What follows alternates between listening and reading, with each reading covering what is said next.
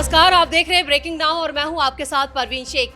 इस वक्त की बड़ी खबर अहमदाबाद विमान हादसे से जुड़ी है। आपको बता दें कि इस हादसे को लेकर कई जांच टीमें अब जमीन पर उतर चुकी हैं और इस जांच में कई अहम खुलासे भी हो रहे हैं। शुरुआती जांच में क्या कुछ है वो सब कुछ हम आपको बताएंगे, लेकिन आपको बता दें कि मरने वालों की जो संख्या है उसमें भी इजाफा हो गया है। इधर मल्लिकार्जुन खड़गे भी अहमदाबाद पहुंच रहे हैं और इसी खबर पर ज्यादा अपडेट के लिए मेरे साथ जुड़ रहे हैं कैपिटल टीवी के editor in chief doctor Manish Kumar. Sir, अभी जो अपडेट आ रही है वो क्या है इस हादसे को लेकर? देखिए, जो सबसे बड़ी बात है जो लोग जानना चाह रहे हैं कि दरअसल ये क्रैश हुआ तो हुआ कैसे, जी। What was the real reason. और उसके ऊपर कई सारे एक्सपर्ट्स आ गए, कई सारे जो है वो अलग अलग थ्योरीज दी जा रही है। उन थ्योरीज पे भी मैं आऊंगा, लेकिन इस वक्त जिस जगह पे क्रैश हुआ है वहां पे तमाम जो एजेंसियां हैं, चाहे वो एनआईए की हो, चाहे फिर वो फॉरेंसिक की हो, जितनी भी एजेंसियां हैं जो इस इन्वेस्टिगेशन में लगी हुई है, इन लोगों ने अपना काम शुरू कर दिया गया है। जी।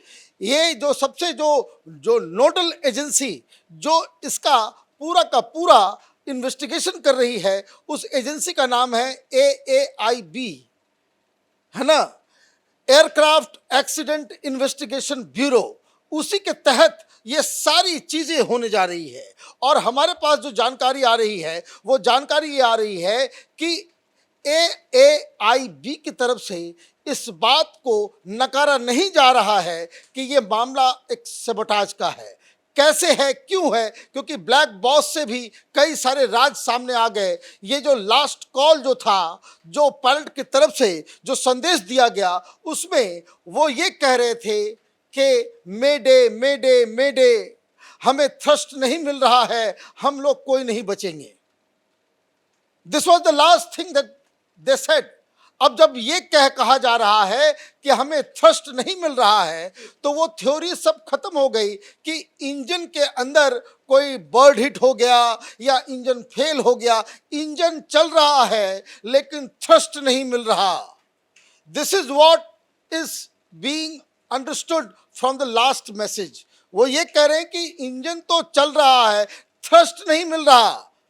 अगर इंजन फेलियर होता तो आप ये समझिए कई सारे जो है बड़े बड़े शहंशाह पत्रकारिता के वो पैदा हो गए। किसी किसी से बात करके वो बता रहे हैं कि देखिए ऐसा हुआ था कि एक इंजन फेल हो गया तो जो बटन दबाना था दूसरे इंजन का तो वो नहीं दबाया, ये लेफ्ट और राइट। ये तमाशा करने वाले लोगों को चुप रहना चाहिए until unless they have a confirmed news about it, confirm information about it. इस तरह से लोगों को बहकाने का काम नहीं करना चाहिए। एक साथ कई एक्सपर्ट मैदान में उतर गए फ्यूल कुछ की लोग ये दिक्कत। कह रहे हैं, कुछ लोग तो ये कह रहे हैं कि शराब पी करके गाड़ी चला रहा था। मतलब बेवकूफों की कोई कमी नहीं है, उनको मालूम ही नहीं है कि एयरलाइंस कैसे ऑपरेट करता है।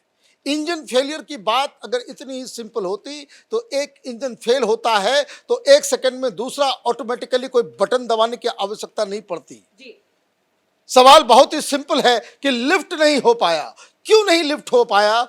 इसके लिए जो जानकारी, जो खबर आ रही है, जो एयरक्राफ्ट एक्सीडेंट इन्वेस्टिगेशन ब्यूरो के सोर्सेज बता रहे हैं, वो समझिए और उसको जानिए कि आखिर हुआ क्या।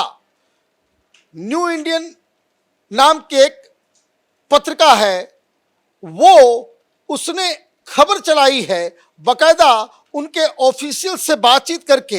वो क्या बता रहे हैं कि ये जो लिफ्ट नहीं हो पा रहा था उसके पीछे का कारण ये बताया जा रहा है कि जो हाइड्रोलिक सिस्टम है वो उसके फेलियर की बात हो रही है।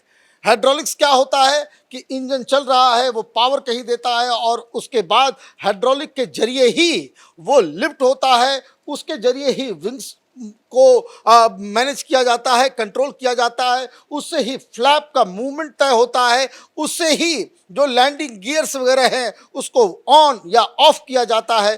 तो इसको लेकर के क्या बात कही जा रही है कि कौन?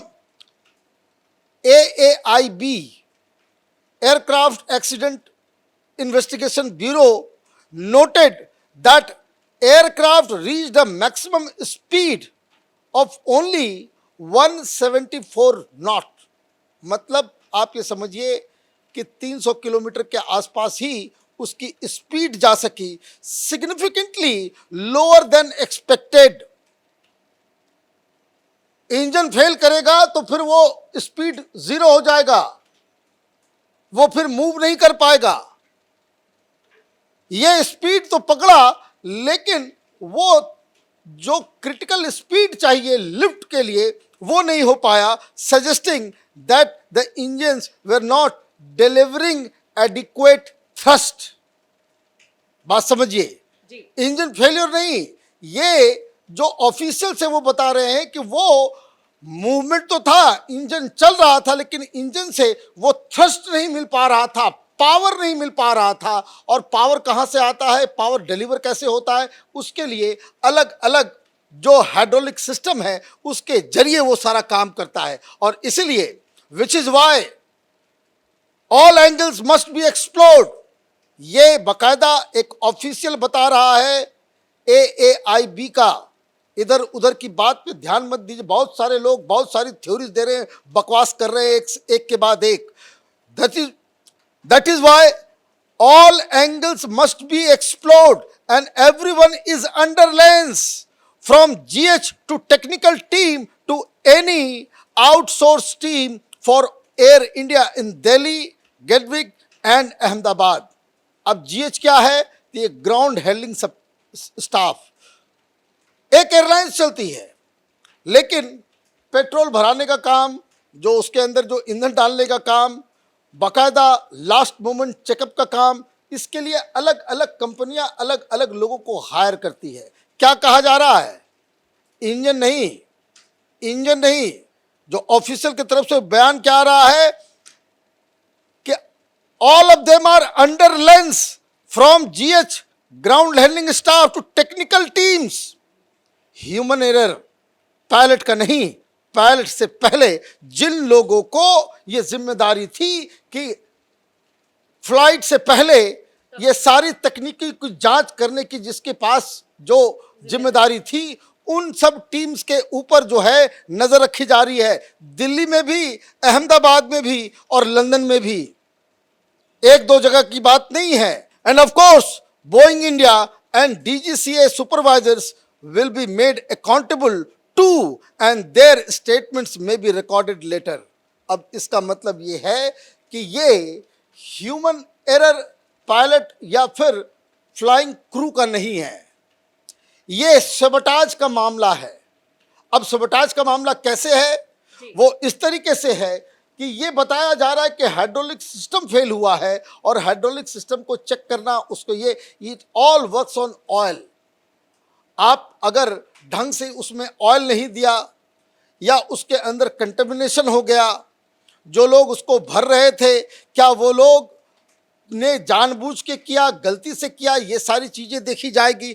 और इसमें जो बड़ा एंगल है, वो बड़ा एंगल ये आ रहा है कि एक टर्की की कंपनी, जिसको जैसे मैंने कहा कि अलग अलग कंपनी, ये ग्राउंड हैंडलिंग स्टाफ जो अलग अलग कंपनीज की होती हैं, उसमें जो अहमदाबाद एयरपोर्ट के ऊपर मौजूद थी, वो एयर इंडिया की टीम नहीं, एयरसेट की नहीं, बल्कि इसमें और भी एजेंसियां हैं जिसकी तहकीकात हो रही है। और जो सबसे बड़ा खतरा लग रहा है, जो सबसे बड़ी जो शक की सुई जो है जा रही है, कि जो टर्की कंपनी थी जिसे बैन कर दिया गया, उस कंपनी से लाइसेंस ले लिया गया, सारी सिक्योरिटी ले ली गई। उसका आपको याद होगा कि जो तुर्किश कंपनी के खिलाफ सरकार ने एक्शन लिया, वो इसलिए कि ऑपरेशन सिंदूर के दौरान टर्की ने पाकिस्तान की मदद की थी, तो हमने सिलेबी कंपनी के ऊपर, टर्किश कंपनी के ऊपर बैन लगा दिया और उसके करीब 460 स्टाफ जो बेरोजगार हो गए,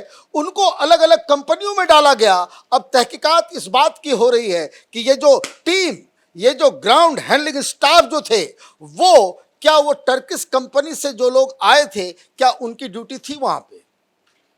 कौन लोग हैं वो, किनका नाम है? ये जो इन्वेस्टिगेशन का एक रुख क्या बताया जा रहा है AAIB के द्वारा कि हम सारे एंगल्स को जो है वो तहकीकात कर रहे हैं। तो एक बड़ी खबर आ रही है कि इसके अंदर एक साजिश, और टर्की कंपनी वो रडार पे आ चुकी है जांच एजेंसियों की। तो ये जो है ये कंफर्म न्यूज़ इसके ऊपर अब एजेंसी आगे काम करने जा रही है। चलिए, इस तमाम जानकारी के लिए बहुत बहुत धन्यवाद। तो एएआईबी की जो रिपोर्ट सामने आई है और जो इन्वेस्टिगेशन हो रही है उसमें कई और अहम खुलासे हो सकते हैं। जांच अभी शुरुआती है लेकिन इस पर साजिश की भी बू सामने दिखाई दे रही है, यानी एक साजिश हो सकती है। हर एंगल से जांच की जा रही है और इधर जो मरने वालों का जो आंकड़ा है वो भी बढ़ रहा है, लेकिन कई जो फॉरेंसिक टीमें हैं, जो जांच एजेंसियां हैं, वो मैदान में उतर चुकी हैं और हर पहलू से इसकी जांच की जा रही है। तो बड़ी खबर में मेरे साथ इतना ही।